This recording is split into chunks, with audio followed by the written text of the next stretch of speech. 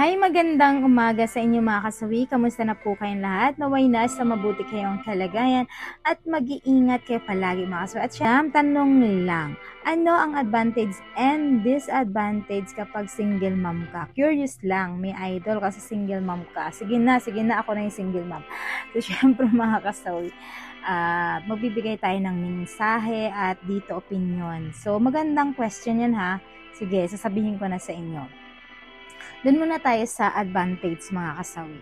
Ang advantage naman, unang-una kapag single mom ka, hindi ka na makakaramdam ng galit sa asawa mo, hindi ka na makakaramdam yung wala ka nang sasawayin, kung nag-inom yung asawa mo, lumayas yung asawa mo, yung bang doon ka na sa stage na wala ka nang inaalala na may uuwi pa sa'yo na late or kahit malate man yan, wala na yung thinking na gano'n. Parang kumbaga sa atin ay umaasa, alam mo na sa sarili yung mindset mo na mga anak na lang talaga yung umuuwi sa'yo at wala nang umuuwing asawa sa'yo. So, ang pangalawa naman mga kasawi, syempre wala ka ng pagsisilosan. Pag wala ka ng asawa, syempre hindi ka na nag-iisip na, baka mamaya may babae yung asawa ko, sino yung nakakasama niya. Hindi ka na nagiging paranoid na pag-iisipan pa na yung asawa mo ay baka may babae. So, wala ka ng thinking na gano'n. Yun naman ang nagiging advantage kapag single mom ka.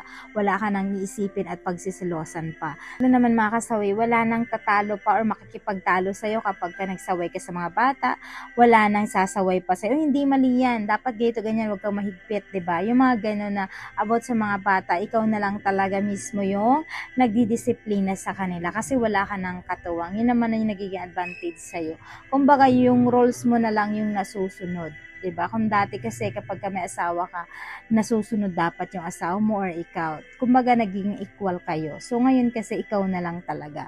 Tapos syempre yung pinaka pang-apat nun mga kasawi, nagiging advantage tala ay hindi ka na magiging paranoid kapag yung asawa mo ay nasa malayo. Kasi hindi ka na mag-iisip na sino yung kasama niyang barkada, sino yung kainuman niya, sino yung mga nakakamit niyang ibang tao, yung mga ganong thinking. Kasi nga dahil wala ka ng asawa, wala ka ng papaalaman pa kung sino-sino at in short ay nagagawa mo na yung mga gusto mo, diba? At higit sa lahat, for example, gusto mong bumili ng lipstick, bumili ng pampaganda sa sarili mo, wala nang sasaway pa sa'yo kasi nga ikaw na mismo ang nagdidesisyon para sa sarili mo. Nagiging malaya ka sa lahat ng gusto mong gawin. So yun yung pinakamasarap naman kapag ka ikaw ay single mom, yun na nagiging advantage. Disadvantage naman, unang-una, syempre kapag ka nagkasakit ka, eto yung pinakamahirap na moment dahil alam nyo ba kung bakit? Syempre wala na mag-aalaga sa'yo, walang magbibigay sa'yo ng gamot, walang magpapaalala sa'yo, at higit sa lahat, yung bang pag nagkakasakit ka, wala kang katuwang, sarili mo na lang talaga. Although naaalagaan ka ng mga anak mo, pero iba pa rin yung kapag ka, yung asawa mo yung nag-aalaga sa'yo kasi may pagmamahal talaga na sobra-sobra hanggang sa gumaling ka. Yun yung nakakamiss kapag ka may asawa ka naman talaga na nag-aalaga sa'yo talaga. Pero kapag ganitong sitwasyon, yun ang pinakamahirap kapag wala ka talagang kasama sa bahay. Ang pangalawa naman mga kasawi, syempre nagiging disadvantage naman ito, yung alam mo, yung financial, syempre hirap na hirap ka. Kumbaga, syempre ikaw lang mag-isa, tapos yung ending kahit na isasakto mo pa rin, pero kulang pa rin ito kasi nga hindi sapat dahil ikaw lang yung kumikita. Kumbaga kahit anong kayod ng kayod mo, pero kulang pa rin talaga ito kasi nga dahil mag-isa ka lang talaga na tumataguyod sa pamilya at mga anak mo. Ang pangatlo naman nun makasabi, pinakamahirap ito naman. Siyempre kapag ka nagkakaroon tayo ng nagiging L tayo, may thinking tayo na, ay parang ang sarap sa pakiramdam na nagkakaroon tayo ng jugyuan sa life natin, pero wala kang makajugyug anytime kasi nga, dahil wala ka namang asawa, nakakalibitin mo, sa buhay mo.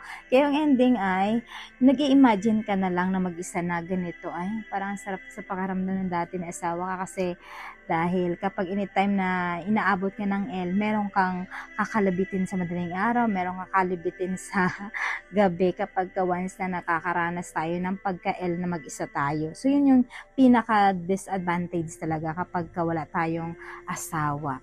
Ang pangapat naman mga kasawi, syempre yun yung for example, yung pupunta ka sa mall, may makikita ka na mag-asawa, parang naiinggit ka ba na ay buti pa sila may kasama.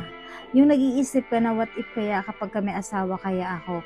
Yung ganun thinking, yung parang naiinggit ka kasi buo sila tapos ikaw hindi ka buo. So yun yung pinakamahirap din minsan na naiisip mo na sana dapat ganito ka rin, kaso wala na talaga. Kasi yun na yung pinaka-end ng buhay mo na talagang wala na kayo, tanggapin mo na lang talaga. Pinaka-advantage at disadvantage ng mga kasawi kapagka single mom ka.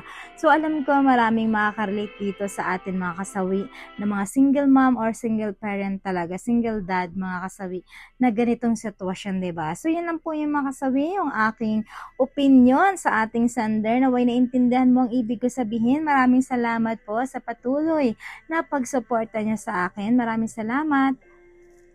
Mahal kayo ng inyong advisor.